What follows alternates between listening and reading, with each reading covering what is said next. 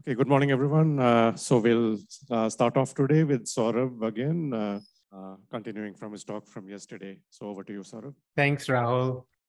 I'll give it to Saurabh. And also, he shared his slides yesterday. I hope you all got the mail. Thanks. Yeah, thanks for that reminder, Rahul. I'll be very happy to answer any questions that may arise during the talk. So please let Rahul know. And I will share these slides as well after the talk. So good morning, everyone. Welcome. I hope you had a great and stimulating day yesterday. And I very much hope that today will be like that too. My job in this 1 hour lecture is to give you an introduction to machine learning. And of course, others will then build upon that and give you many different angles of machine learning for health and disease. So I'll start with some notes on that are meant to be a very gentle introduction. In particular, meant for people who have never seen machine learning and what's inside it, and may not even know what it is about. So there's no math in this part. Well, there's a little bit of math, but very middle school level math in this gentle introduction. So what is machine learning? Well, Wikipedia says it's a study of algorithms that improve automatically through experience. Okay, that's a very intriguing and interesting definition. What is experience here? So for an algorithm, a machine learning algorithm, experience is seeing more data, being exposed to more data. And when we talk about algorithms that improve, what does improvement mean? Improvement means better ability to make predictions from data. So that's kind of the highest level view of what machine learning is. You might ask then, how does the computer learn to make predictions? What does that even mean? And I'll explain that with a very simple toy example. So let's say I buy a stock for $3 this year. And I want to know what will its price be in the future. So the data I have is shown is in this plot. This year is this should have been adjusted. It's an old slide. Let's say this year is 2021, so +3 on the x-axis, and the stock price is $3. That's what I bought it for. Now I have to make a prediction for the future. So let's say in year 5, 2 years from then, that's either year 2023. And I really don't have anything to go by. Being optimistic, I say, well, it might go up a little bit. So I make this a prediction that the stock price will be, let's say, $4. And then when the year comes around, I see that I was off. I actually gained more than I had expected. But the point is that I was unable to make an accurate prediction about, in this case, about the future with just one data point. Now, let's say I go back to the same question, but I know the price of this particular stock in the past 2 years. Those were the prices in the years 2019 and 2020. So then what I do is I see a trend, okay? And that trend seems to be a straight line. So I draw a straight line through it. And now I use that straight line, that pattern I saw, that trend I saw, to make a prediction for the stock price in year 5. And that will be around $5.50 or something. And turns out that is indeed where the stock was, and I'm happy about it. But more importantly, I was able to make a good prediction. So as we added more data points, so-called training data, what I did can be also done by an algorithm, and it can possibly make such predictions more accurately.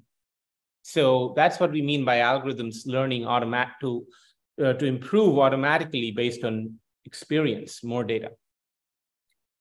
Now, this is the math I was talking about. Maybe you remember this from high school math or geometry, that a straight line is given by the equation y = mx + b.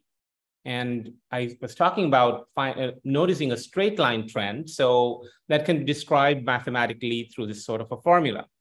Here, y refers to the y-axis, in this case, the stock price. M is the slope of the line. X is the year. And using this sort of formula, we were able to make a prediction accurately for the year 5. Machine learning can use the same idea of learning from data with more complex functions than the simple y equals mx plus b. And that's what we are going to talk about. That is what the whole revolution of machine learning is about, finding patterns in the data so that you can understand the data better, and more importantly, perhaps, make predictions about situations that have not yet been seen. So what sort of predictions can be made?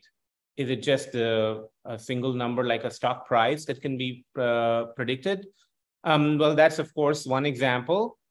You can think of a variety of different things that can be predicted using the same idea. For example, gene expression in a particular cellular condition. It may be predictable if you know the levels of all the transcription factors in that cellular condition. So that's something that machine learning could predict. Enzyme activity, going from biology to chemistry, in an enzyme, its ability to catalyze a reaction may be predictable from its sequence. So you could say that, oh, this protein sequence looks like it could catalyze this reaction, and that other one, maybe not. So an algorithm can make these kinds of predictions accurately, and that's the genre of machine learning. So the next question you might think of at this point is, do you need to teach this sort of algorithm all about chemistry or biology, depending on the question? And the answer is no.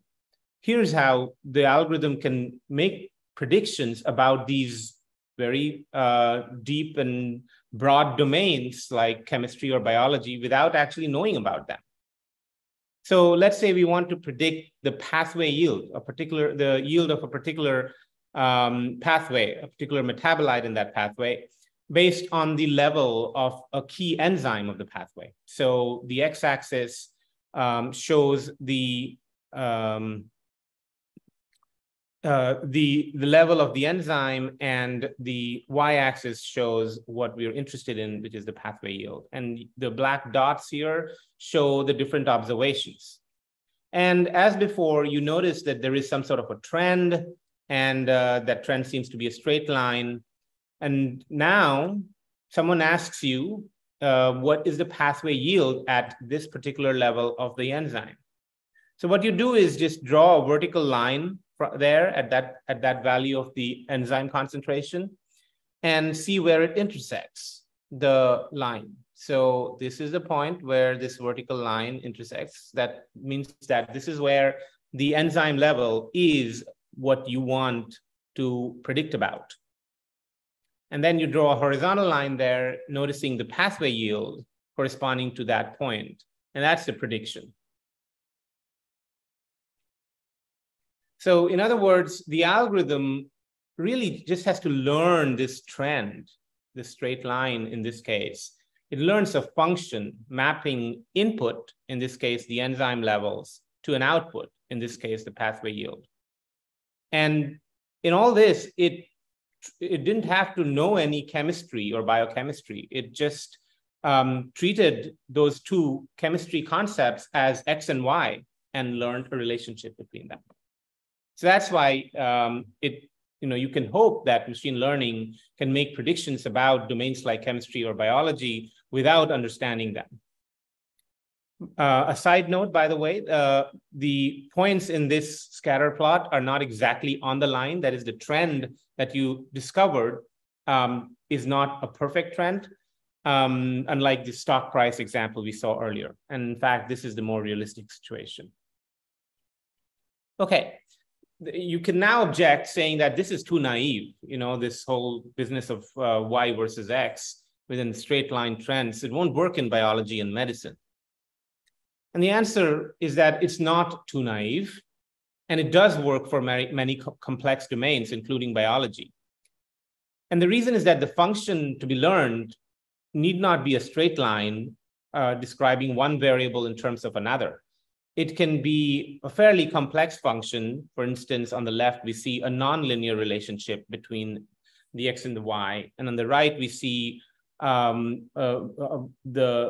goal of predicting gene expression from the levels of multiple transcription factors. And the function that is learned can capture these sorts of complex, often nonlinear relationships. So I'm almost done with the general introduction part. What we've seen is that the machine learning algorithms learn how to make predictions based on data. So there's two kinds of prediction tasks, broadly speaking, that people often work on and use in machine learning. One of them is called regression, where the goal is to predict something numeric, something that has a number value.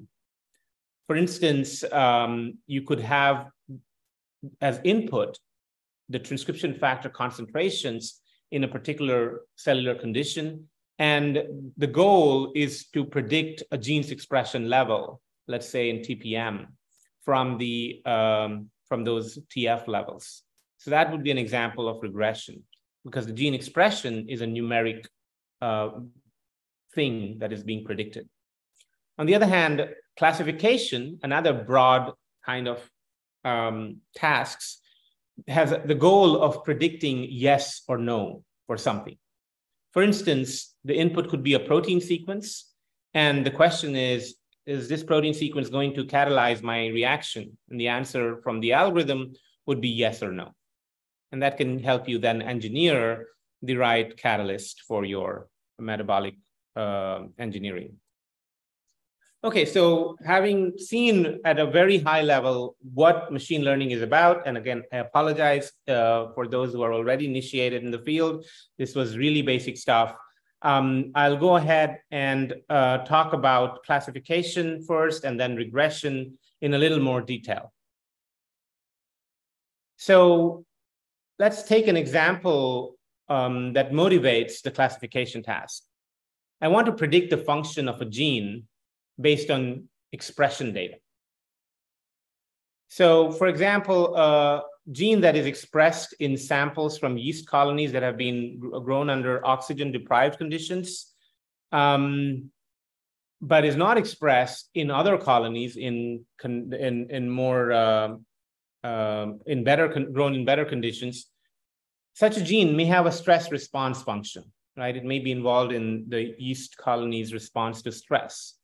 And this is just to say that why it may be possible to predict a gene's function, in this case, stress response, from expression data, because you can notice what are the conditions where that gene turned on, and that might give you a hint into its function. And whenever I say you, please think that if you can do this, perhaps the machine learning algorithm can also do this. So the question is, how can the machine learning program capture this intuition? So I'll introduce some terminology in order to answer that question. What you have is an expression data set. That is the measurement of all genes expression in a wide array of biological conditions, which could be growth conditions of yeast colonies, or it could be individuals in a clinical trial, or it could be different organisms, etc.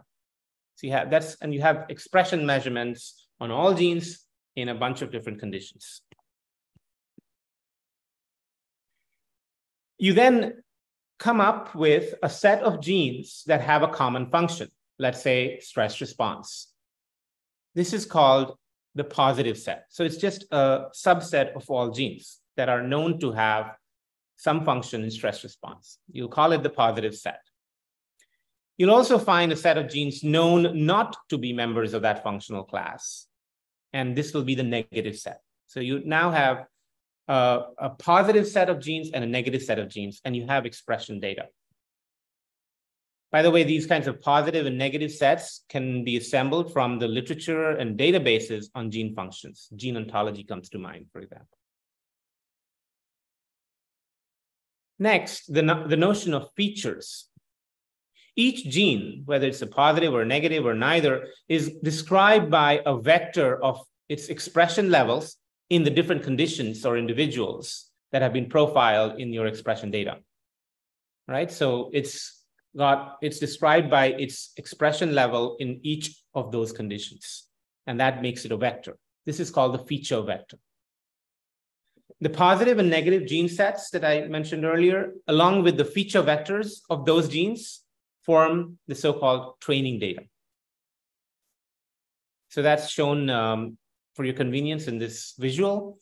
This is the expression data shown as a matrix or spreadsheet.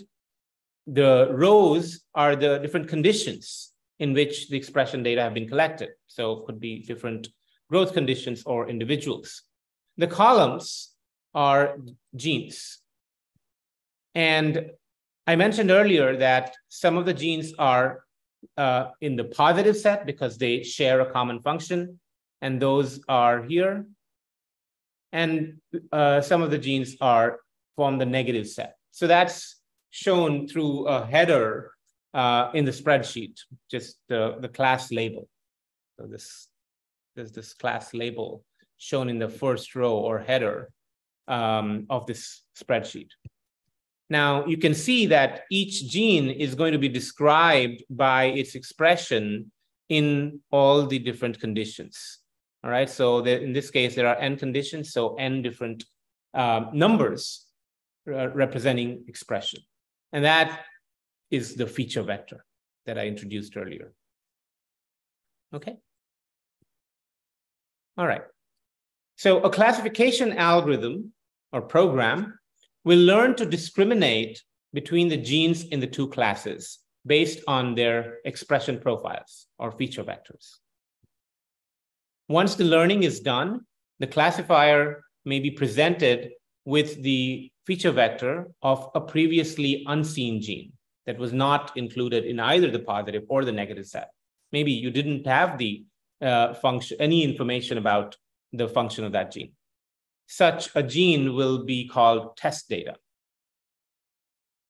And then the classification algorithm hopefully will correctly predict if the gene is a member or non-member of that functional class.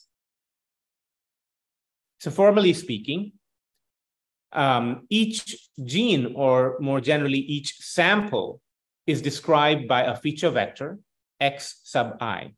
Okay, I'll use the term sample throughout this lecture. And it refers to the objects on which predictions are to be made. This feature vector xi is a d-dimensional vector. D is some integer. So xi is this vector here, xi1, xi2, all the way to xid. And in our example, d is the number of conditions for which expression data have been made available.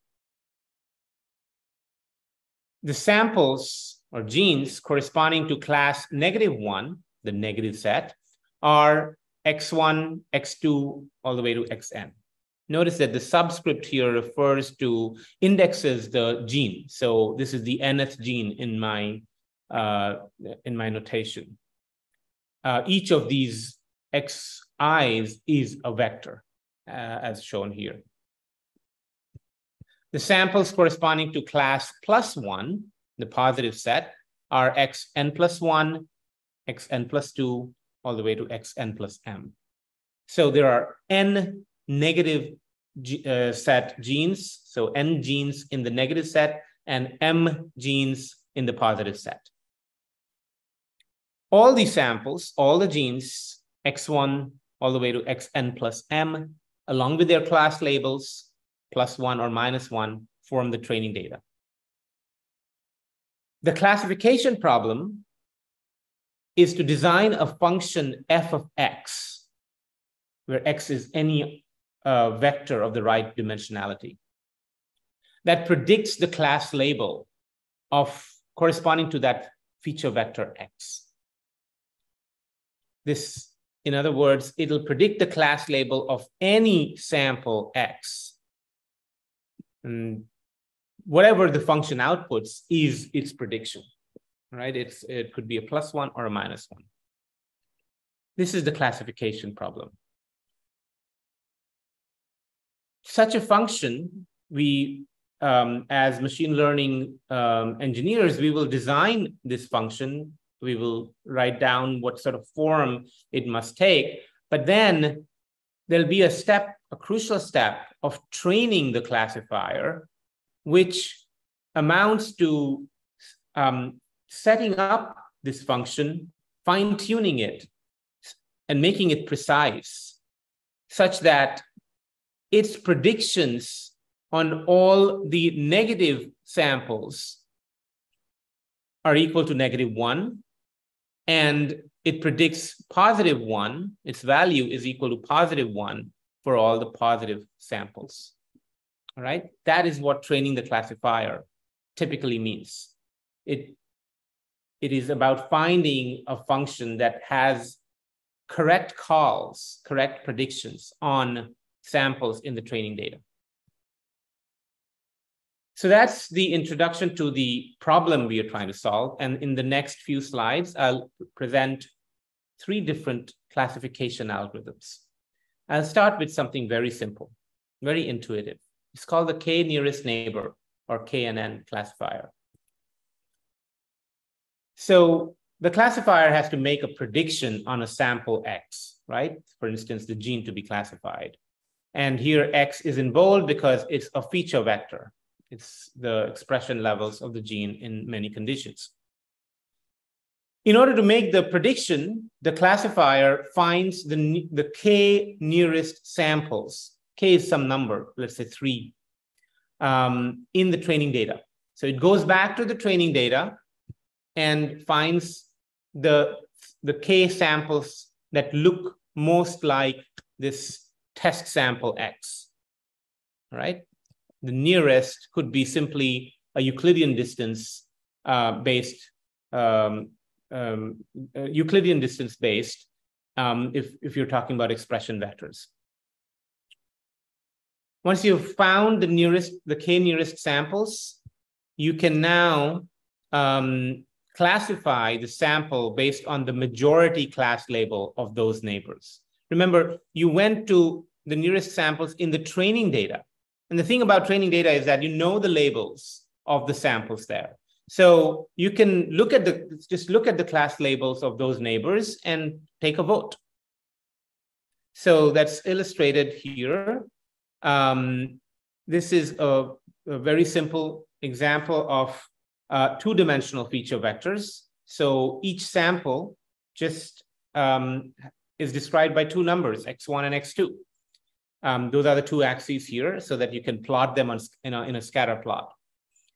Each point, whether the red points or the blue points, each point is a sample in the training data. The red and blue points are the samples in the training data, with red being the negative set and blue points being the positive set. And then the black diamond here is the test sample. This is the one on which the algorithm must make a prediction. And I said the algorithm needs a number K to be specified in advance, and K can be some small integer such as 3. So in this case, that's what it is. K is equal to 3, which means that the algorithm will look at 3 nearest neighbors, which happen to be shown here, the 2 red triangles and the blue circle here. And then it'll take a vote, and clearly the negatives win over the positives. So the algorithm will predict a negative class for the black diamond, the test sample. And that's it. That's the K nearest neighbor classifier. It meets the criterion of the what we call a classifier, that given any feature vector X, it should be able to make a call of whether it is +1 label or -1 label. It does that in a very simple way. And in fact, it makes use of the training data in making that call. Here's a slightly more involved classifier. It's called a naive Bayes classifier. And this is a place where we'll use some of the Bayes rule introduction we saw yesterday. So what's being shown here is that we have a class label Y that we want to predict, right? And we want to predict it based on the features describing my sample. So the features in this case are shown as X1, X2, Xi, all the way to Xd. Remember, there are D dimensions in the feature vector. So each of these circles shows one of the features describing the sample X, okay? And we want to, based on these features of sample X, we want to predict Y. So the naive Bayes classifier adopts a probabilistic approach to this.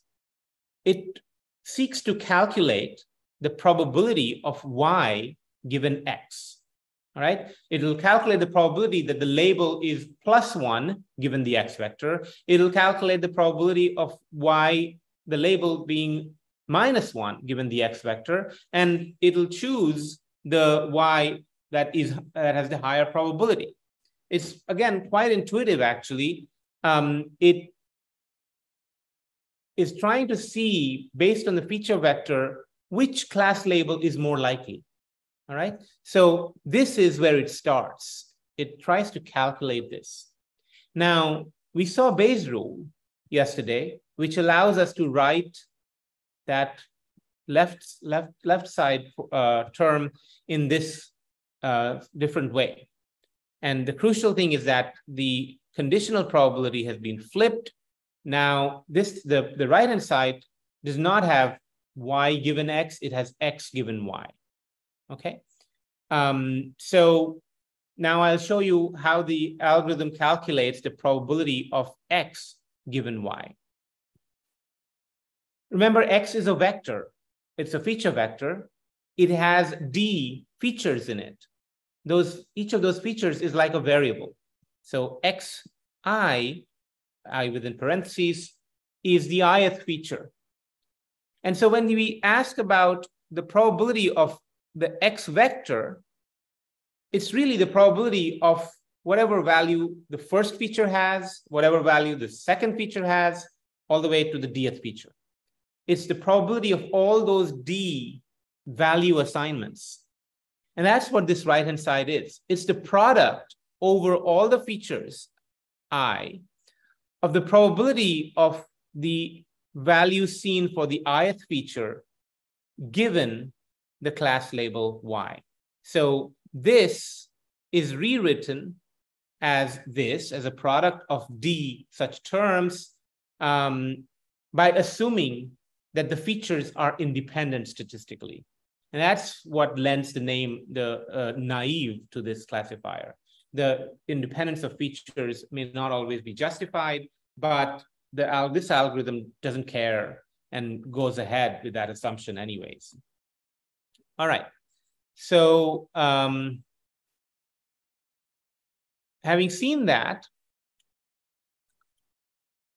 and having noted that the classifier wants to pick the label Y that has the greater chance of, or greater probability given the X vector, and noticing that this left-hand side is proportional to this numerator here, right? The denominator does not have any Y in it, so we can treat it as a constant. So what the algorithm cares about, the left-hand side, is proportional to the numerator, and one part of the numerator is written like this. And so putting we can rewrite the numerator in this form. And and the claim is that the probability of Y given X is proportional to this formula. So the algorithm chooses the Y, which can only take two values, +1 or -1, that has the larger value of this whole term. Okay? That's the algorithm. It just calculates this term for both values of Y equals to +1 and -1, and takes the larger, the label with the larger value of this term. The one thing that I haven't talked about is what is this part, this formula, probability of xi given y? Where does this come from? And more generally, you might be asking, where is the training data in all this? It all sounds like a bunch of statistics or probability manipulations, but there's no training data being talked about. And so the training data goes into calculating this crucial term, the probability of any given value of the ith feature given the class label y. That will come from the training data. So what you'll do is simply compile all the observed values of this ith feature from the samples that have class label y. So if y in this conditional is y equals +1, then you go to all the training samples in the positive set and look at the ith feature of those samples. You'll have a collection of those values. You can then draw a histogram of those values. You can fit a distribution to those values, a distribution such as a normal distribution, a Poisson distribution, etc. And that distribution, that probability distribution, will now give you the probability of xi for any value of that variable, that feature, conditional on the class label. Okay, so this is where the training data goes in. This is how the computer, the algorithm, learns from the data. It then plugs in whatever value it obtains for a given value of this ith feature into this formula here, and does a product over many such features, and finally chooses the y, the label with the larger value of this whole term. Okay.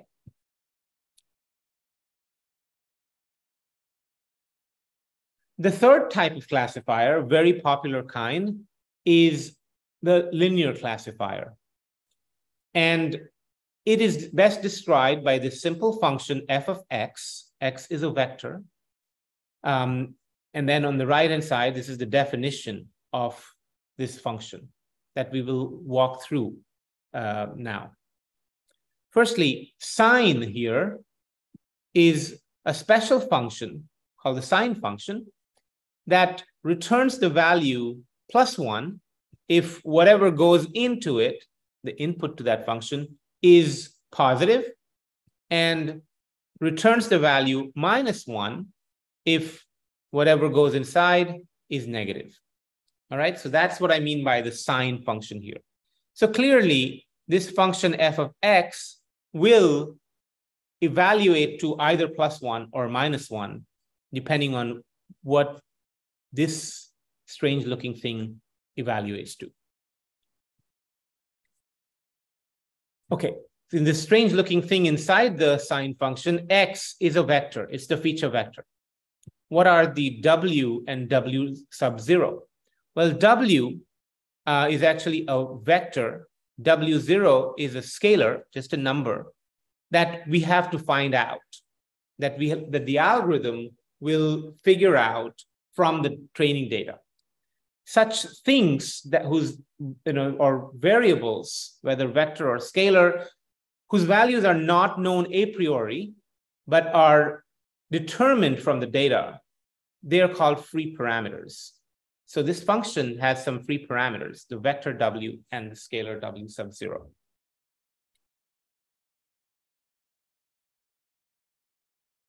I'll come back to this formula again and explain a little more on what this represents. Okay, so recall that the goal of the training step that we saw about 10 slides ago is to make correct predictions on all the training samples. That is, we must have f of xi, xi is a vector, and a feature vector of the ith sample.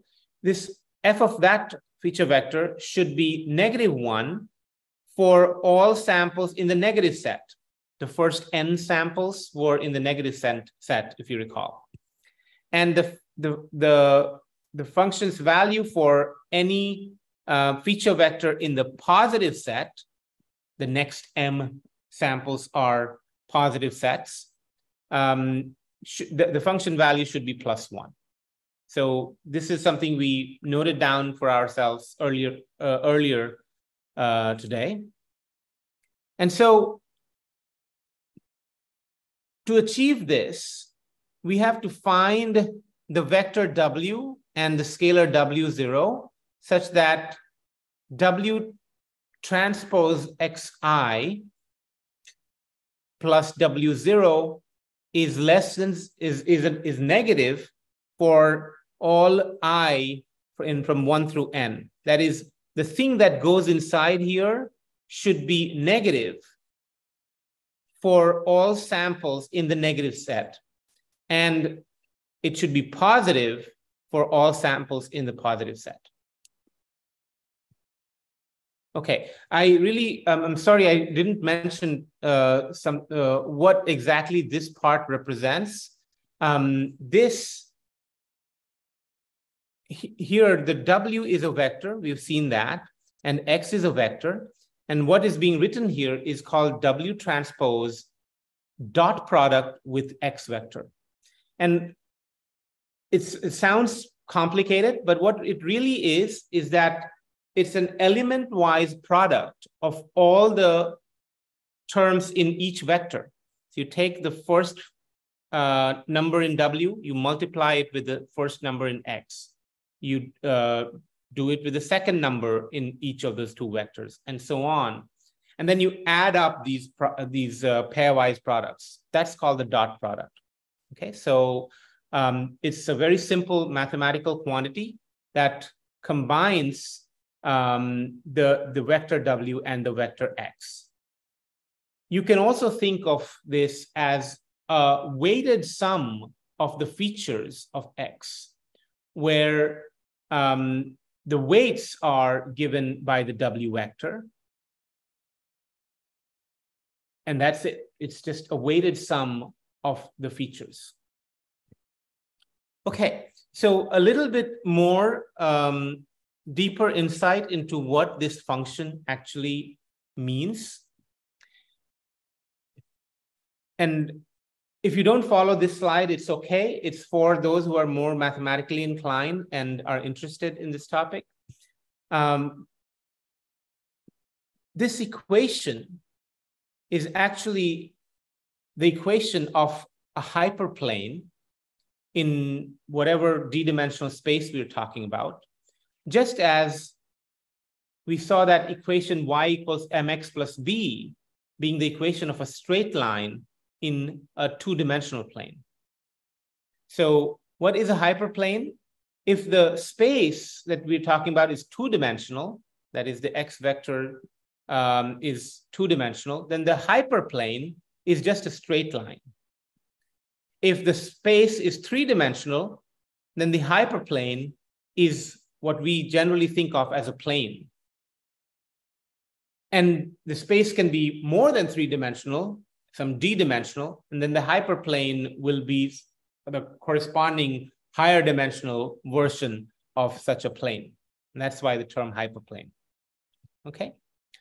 Now, all the points for which this formula W transpose X plus W0 equates to 0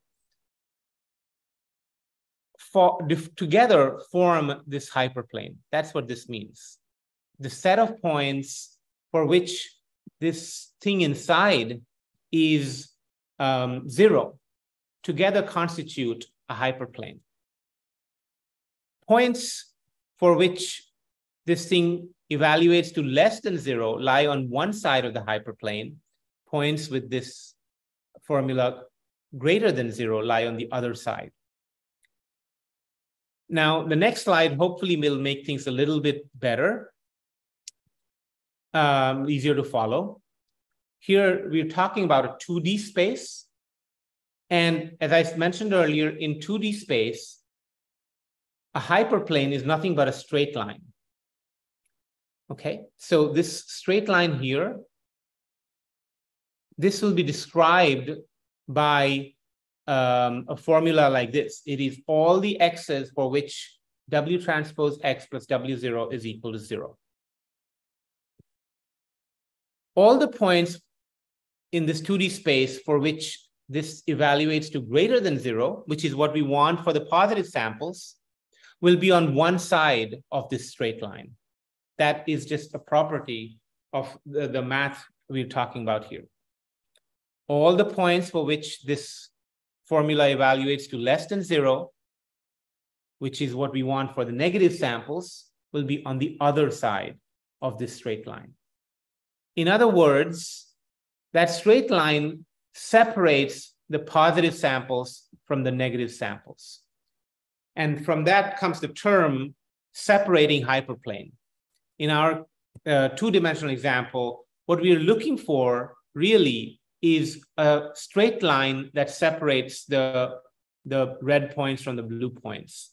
In d-dimensional space, if the x vectors are d-dimensional, we are looking for a hyperplane that separates the positive set from the negative set in that d-dimensional space.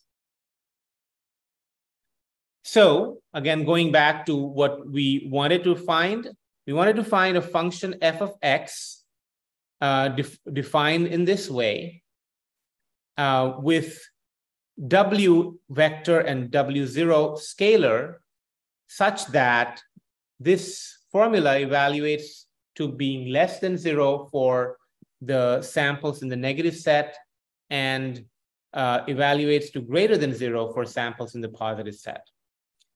What you're seeing here is a system of inequalities.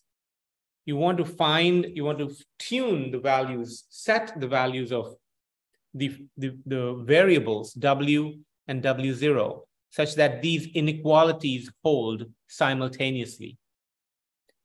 The computer, the algorithm, solves this system of inequalities to figure out the values of w and w0 for which these properties will hold, and thus the positive and negative points will be separated by a hyperplane that is described by this function. This is what we mean by a classifier learning from training data. Okay. All right, so we saw 3 different classification algorithms, each of which is capable of making a prediction on any given feature vector, and the prediction being a +1 label or a -1 label. What's the time right now? Give me a moment. Okay. All right, so having seen 3 different algorithms, I'll move on and talk about how to assess whether the algorithm, the machine learning method, classification algorithm that was just trained on the training data, is it any good or not? You know, we want to assess the accuracy of the trained classifier. For that, we have to realize that the classifier, once trained and then presented with unseen data, may make errors, right? It's very possible that the trained classifier is not perfect and will make many erroneous predictions of the class label. The errors can be of 2 types. A false positive error is when the classifier predicts a sample to have the positive label, but is wrong. That is, the real label is negative, but the classifier called it a positive label.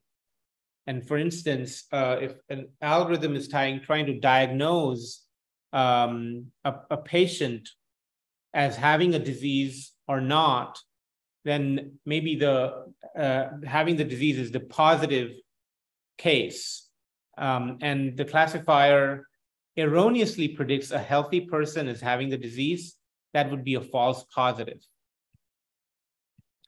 A false negative is when the classifier predicts the label to be negative, but is wrong. That is, the real label is positive. So if it predicts a diseased patient to not have the disease, that's a false negative. So these kinds of errors and also the correct predictions can be summarized in a very simple matrix form that's called the class confusion matrix. The rows indicate whether a sample is a real positive or a real negative, and the columns indicate the label assigned by the classifier to those samples. So what this number means is the count of samples that were in fact positives. They had the positive label and the classifier predicted them to have the positive label. So they were correct calls. Similarly, this 15 indicates that there were 15 samples in my data set that were actually negative samples. They had the negative label, and the classifier correctly predicted them to have the negative label. So those are the correct calls, 12 of the positive kind and 15 of the negative kind. This number indicates that there were 3 samples that are in fact positive. They're real positives, but were predicted to be negative. And this indicates that the classifier made no false positive errors. No false positive errors. That is, there's no real negative that was incorrectly predicted to be positive. That's what this 0 indicates. So with this kind of matrix, firstly, you can populate this class confusion matrix quite easily by just making calls on various samples and looking at whether the classifier gave it a positive or negative label, and then looking at its true label and incrementing the corresponding count in one of these 4 cells. These 4 numbers represent how many correct calls were made and how many errors were made, and also what kinds of errors were made. They need to be summarized further. They're typically summarized using something like a notion called accuracy, which just indicates the percentage of labels that were correct, percentage of samples that were correctly classified. So in our data set, 27, these 2 numbers, 27 of the 30 samples were correctly called. So the accuracy will be 90%. Sensitivity refers to the percentage of real positives. So you look at this row, these are the real positives. The percentage of those real positives that are correctly classified. So out of the 15 in that row, 12 are correctly classified. So the sensitivity is 80%. Recall is another name for sensitivity, and some of the literature uses this word for it. Precision refers to the percentage of the predicted positives that were correct. So in this case, a total of 12 samples were assigned the positive label by the classifier, and all 12 were correct. So the precision in this case is 100%. So those are some commonly used metrics summarizing how good the classifier is once it's been trained and can be evaluated on some data sets. In this context, it's worth noting that there is a problem when we try to assess a classifier after it's been trained. So the classifier is supposed to be trained on the training samples, in our case, genes with known functions, and is supposed to be used to make predictions on test data, genes with unknown function. Well, if the genes in the test set do not have their function known, how are we going to assess whether the classifier's predictions on those genes were correct or not, right? How can we assess predictions on test data, which is supposed to be unseen samples, and presumably for which we do not have labels? How can we assess whether errors were made on those genes? The solution to that is something called cross-validation. And it's very simple. You just hide some of the labeled samples, which you would have normally used in the training phase. You just hide it. Don't present it to the classifier as part of training data. But these are labeled, so you know you, not the classifier, but the evaluator, know their correct labels, their correct functions. And so after you call the classifier, you ask the classifier to make predictions on these hidden samples, you can compare the predicted labels to the true labels and determine if an error was made. So that this simple idea goes by the name of cross-validation. In particular, in what's called k-fold cross-validation, what you do is the following. Let's say this rectangle indicates the set of all labeled samples. All genes for which functions are known could be +1 or -1. The gray part of it is the part that you hide, right? The white part is the part, the subset of genes that you will use to train the classifier.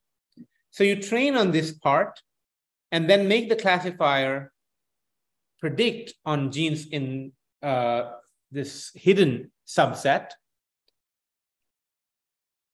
Now you know the labels of those genes, so you can assess whether errors were made, and you can calculate an accuracy of the trained classifier trained on the white subset and tested on the gray one.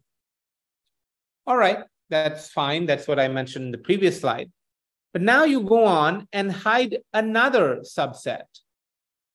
This gray part is hidden. The remaining, the white portion becomes the training set, and this gray portion becomes the test set. And you repeat the same thing. You train on the white subset and test on the gray subset. You calculate an accuracy. Notice that here versus here, the test sets are different. They are mutually exclusive. So you are increasing the diversity of the test set by playing this game with the the full collection of labeled samples. You move on and do it again with yet another subset being hidden and the remaining being used for training, and then a fourth time with this part being hidden, these genes being hidden, and you evaluate on that. So what you've done is you divided the full set of samples into 4 subsets.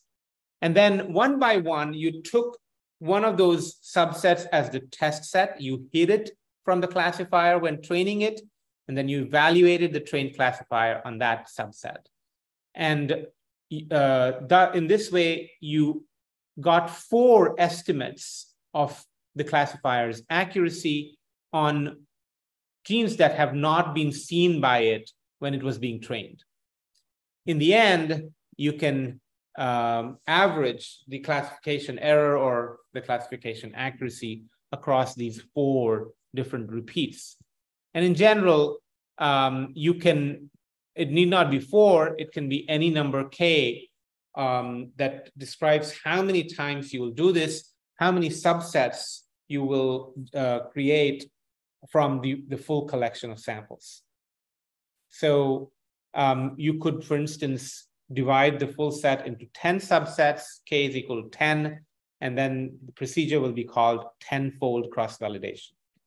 So when you do this in k iterations, it's called k-fold cross-validation. Okay, so I'm done with classification. I hope that you learned a little bit more about how classifiers work. And in the remaining 20 minutes or so, I will talk about the other major task in machine learning prediction, which is regression. And you've already seen what regression refers to. It's just that the class label, which for a classification task is a plus or a minus, is now going to be a continuous or real valued or numeric label. So the matrix that the regression task operates on looks like what we saw earlier. You know, you have different features.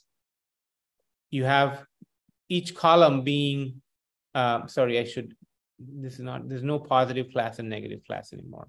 Apologize for that. The class labels are not +1 or -1, they are numbers. And the task will be to take the feature vector of a sample, such as a gene, and predict a numeric label for that feature vector. Okay? This is regression. So formally speaking, we have samples, such as genes. Each sample is described by a feature vector, xi, just as before. Xi is a d-dimensional vector. So there are d numbers, xi1, xi2, all the way to xid, describing that sample. These features in the statistics machine learning literature also go by other names, such as independent variables, predictor variables, covariates, etc. Each sample also has a continuous valued or real valued or numeric label y. And this label y sometimes goes by the name of response variable or outcome variable or dependent variable. The regression problem is to find a function f of x, just like we had for classification, such that f of xi in the training set is approximately equal to the corresponding label yi. This is, again, very similar to how we set up the classification task. The only difference is that we're talking about numeric labels. So we'll see a couple of different methods for doing regression, and they will be actually quite similar to the ones we saw for classification.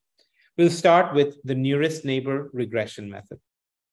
So let X be a test sample for which we need to make a numeric label prediction. So X is a feature vector. Collect the k nearest neighbors of X in the training data, right? In the data set of all the samples for which labels are known. Let the ith of these k nearest neighbors be X sub I. It's a vector, right? And its corresponding label be yi. So you look at the k nearest neighbors and you collect their numeric labels, which are given by y1, y2, etc. Now, in the classification scenario, you took those neighbors, you took their labels, and you took a majority vote, right? That was a way to combine the binary labels, the +1, -1, yes, no labels that classifiers have to deal with. In regression, we're dealing with numeric labels, so a natural way to combine the labels of the neighbors is to take their simple average. And so you can define f of x, this is what you want, to be simply the average of the labels of the k nearest neighbors. And that's nearest neighbor regression. Now, a variant of this algorithm considers the fact that some of the neighbors may be quite far from the test sample, while the others are closer by. We want the closer neighbors to dictate, to influence the label we assign to our test sample X. The simple average is treating all the k nearest neighbors on an equal footing. We don't want that.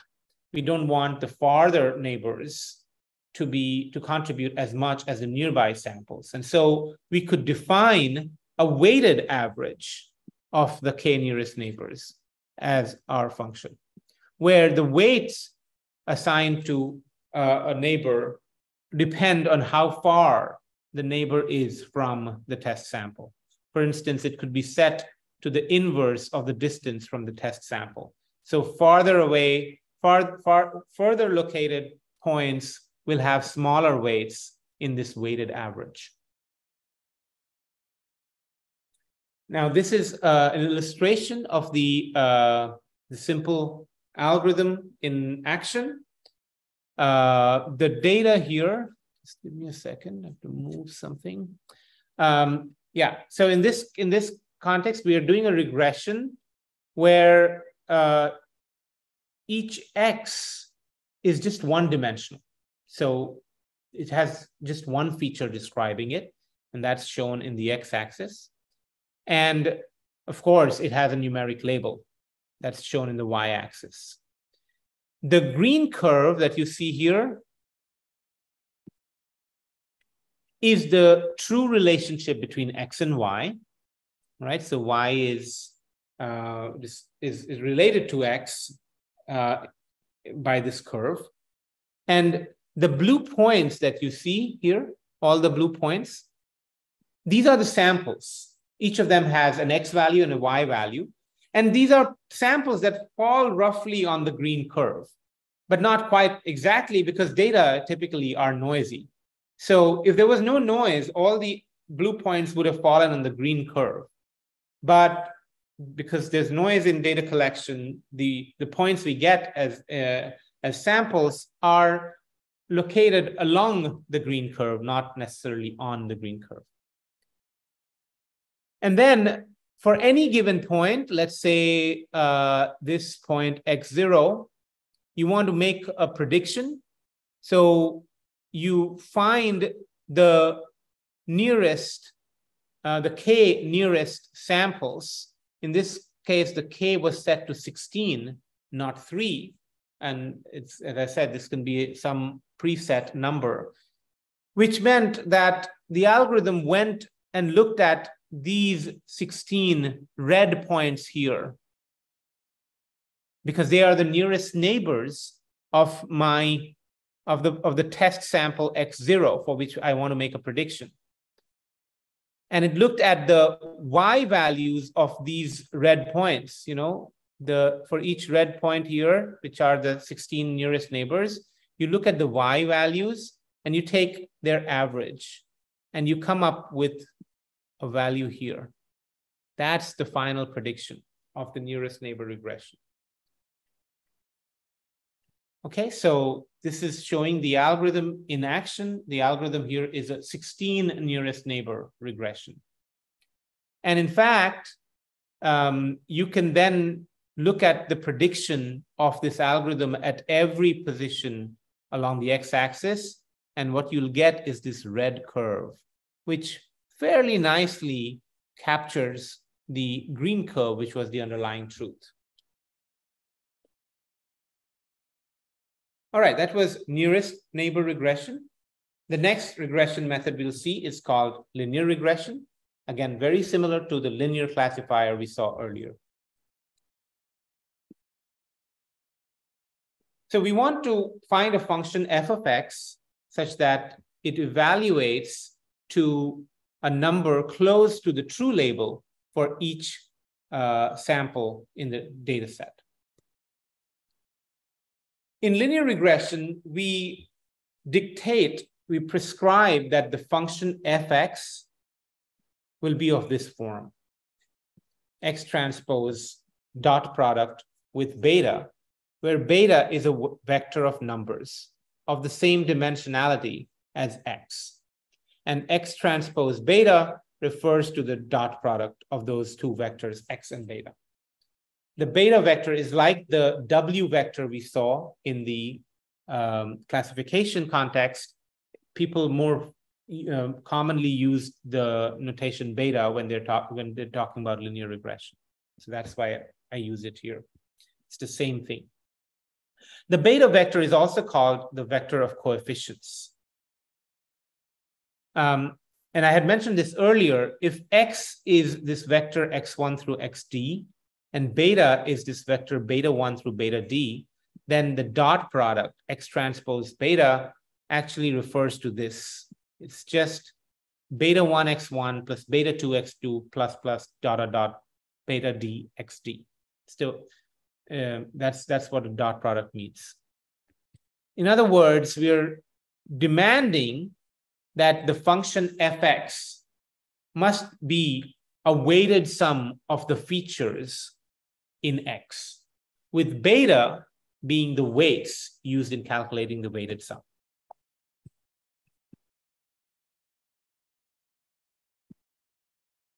Now, we don't know beta to begin with, we learn it from the available data. Okay, so how? Well, we had decided that we want a function such that it evaluates to a number close to the true label for each sample. Okay. Oh, before that, sorry, I forgot something. When we impose this sort of form on the function fx, that it's got to be a weighted sum of the features in x, there's one minor problem with that requirement, which is that the zero vector, the sample that is zeros all the way, will necessarily map to the numeric label 0. We may not want that. In many cases, for instance, if all the transcription factors controlling a gene are at 0 level, the gene may still have some baseline gene expression, and its numeric label representing its expression may not be 0. So this is not a good feature of this formula or this form that we decided for our function. And to address that, we make a minor adjustment and say that the function fx should be of this form. We still have this dot product here, but now we've added a scalar, a number, beta sub 0, to the right side, so that a 0 vector need not map to 0.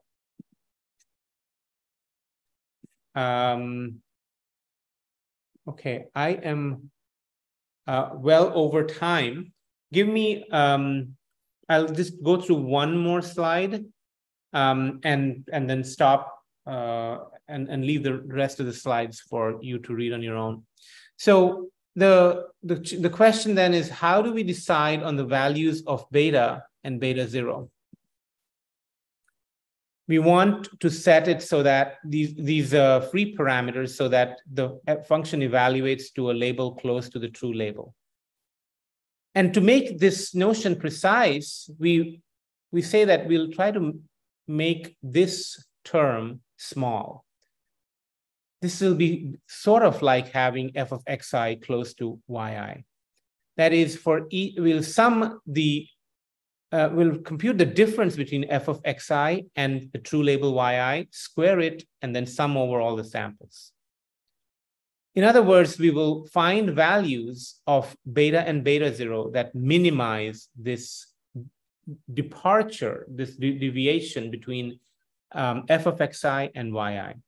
This is called least squares regression, and this is how the linear regression method learns from the data. I'll stop here. I'm sorry I could not complete. There's like 5 slides still left. I'll post the slides so that you can read those slides on your own. But sorry for going over time. Rahul, all yours. Okay, thanks very much, Saurabh. Maybe we'll take a couple of questions and Sudha. Rahul, I somehow was looking at 1:15 as my end time because yesterday it was that. That's why I got confused with the time. Sorry about that. It's not an issue. This is a longish coffee break. So, thank you so much for that. That was a really nice lecture. I'm a medic. I'm not a mathematician, but I understand what you're speaking. I have 2 questions actually. The first question is, please tell us how you will sample size your training set. Because if the whole thing is dependent on positive controls and negative controls with X number of expressions, and I understand gene expression quite well, how do you sample size your training set? That's my first question. And my second question is, so how do you know when your algorithm has got enough of a sample size to have saturation? So it is accurately classifying.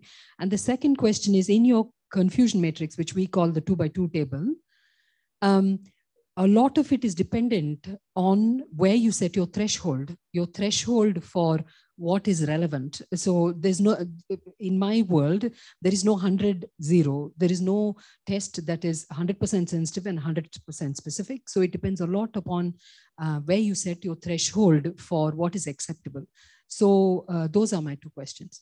Yeah, both are great questions. So I'll address the second one first, the issue about the threshold. So most of the algorithms, internally, they do have some sort of a confidence value, some sort of a numerics assessment that they then can use to make the final call. And you can ask them to adjust that threshold to favor sensitivity over precision, for example.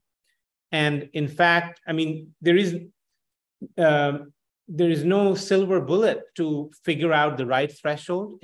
What people normally do is look at the balance between the specificity and sensitivity, or precision and sensitivity at different levels of that threshold, and depending on what they want the classifier to do, whether it should be favoring one kind of accuracy over another, they can then ask it to use an appropriate threshold. So short answer, there is no rigorous one size fits all approach to figuring out the threshold, and it's empirically determined in practice. The first question was about the sample size. Again, this is perhaps the most headache-causing question when people are trying to use machine learning for prediction. And again, I don't have a great answer for you. My research is in the field of predicting gene expression from transcription factors. And depending on the diversity of cellular conditions represented in the sample, the number of required samples can vary quite a lot. So in many cases, there are data sets where you measure gene expression in 20 different experimental conditions. That's one scenario. In another data set, you may have measured the gene expression in just 2 conditions, but with 10 replicates each. And those are 2 very different scenarios and will present different challenges of how many samples are needed to train a good predictor. So again, what is more commonly done is use cross-validation kind of approaches to figure out for the data set or the type of data set you're interested in, what is a good sample size.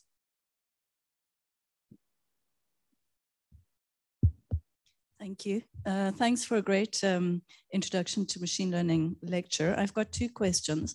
The first actually follows on from what you've just been discussing, and that's on the k-fold cross-validation. So I'm interested if you have any guidelines on selecting an appropriate k, and what are the limits of the subset size to avoid overfitting using the subsets. And then the second question is around the dimensionality of the data set. So your sample number versus your number of features.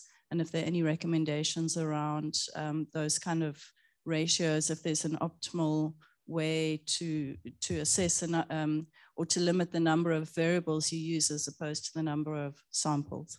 Thanks. Wow, those are great questions and very difficult to answer. I don't think I will present any very informative answer to those. So the first question for the audience was that the k-fold cross-validation, how do we set k in it, right? And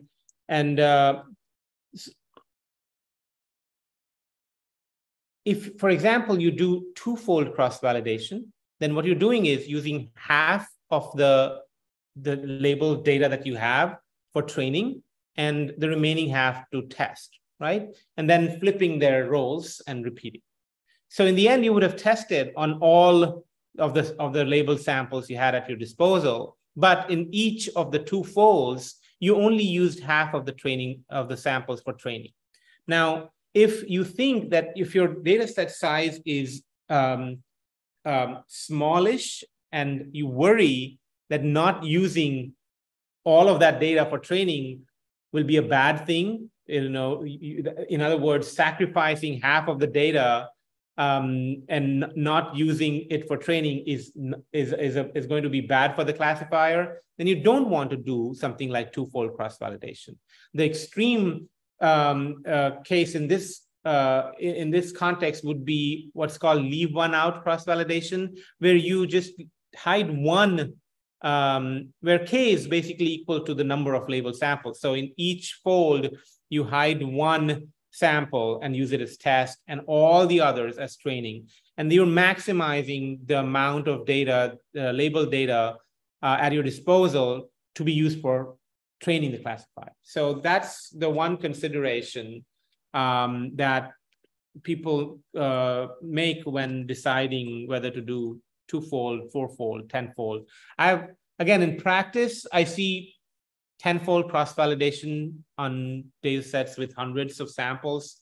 And there is no justification presented in those research papers on why or how people chose K equals 10. People just take it for granted that's a okay heuristic value to use. So that's all I can say about setting K.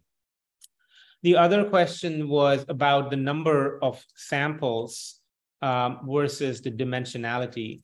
And that's actually the topic that I could not cover, unfortunately. The last 2 or 3 slides get into the issue of overfitting. I've tried to use a very intuitive explanation of what overfitting is.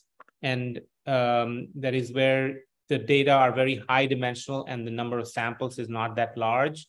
And what you could do to address overfitting, at least in the context of linear regression, that's where the slide is presented. So I urge the audience to read those last few slides if this is something that you've heard of and want to know more about. But again, overfitting and solutions to it are a very broad research area today with many different proposed solutions. Okay, thanks, Saurabh, for 2 wonderful lectures, and we'll see you again next week. Question? Okay.